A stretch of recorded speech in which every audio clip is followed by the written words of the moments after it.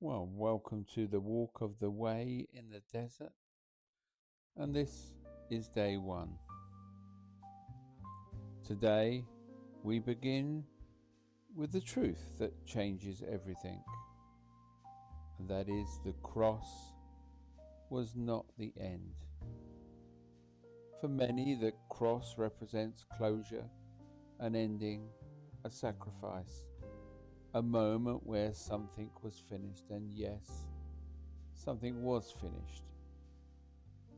But if we stop there, we miss the power that came next, because the cross breaks chains, but resurrection gives new life. So let's just sit with that for a moment. The cross is where burdens are lifted. It's where guilt is removed, and it's where forgiveness is made possible. But resurrection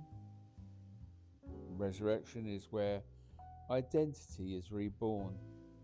It's where purpose awakens, and it's where life begins again, but not as it was before. You are not just someone who has been forgiven. You are someone who has been transformed. And that's a very different way of living.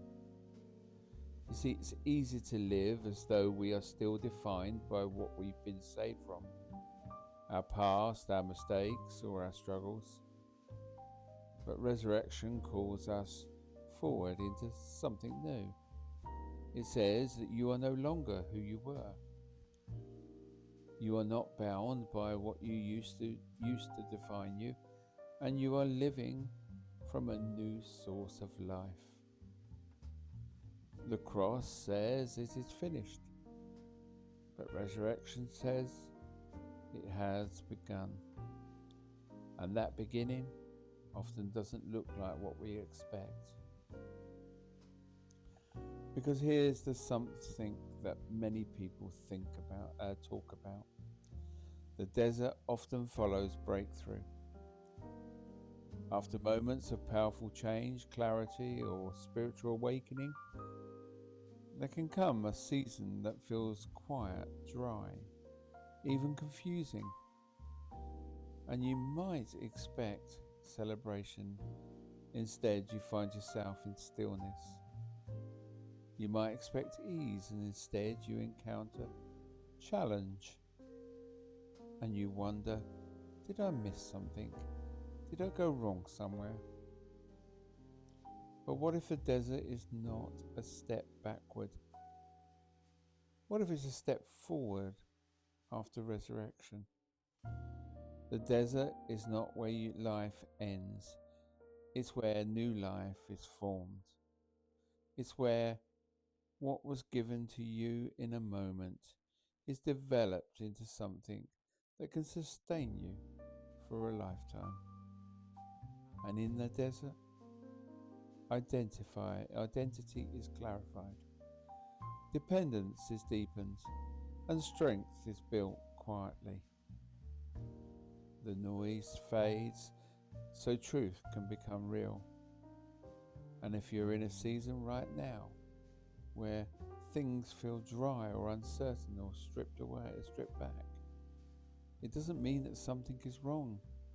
It might mean that something new has begun. So let's take a moment together. I want you to gently consider this question. What has ended in my life? And what is God starting? Maybe something has closed, like a chapter or a relationship, or a version of yourself. And maybe you've been grieving that ending. But could it be that this ending is not the full story? Could it be that resurrection is already at work quietly beneath the surface?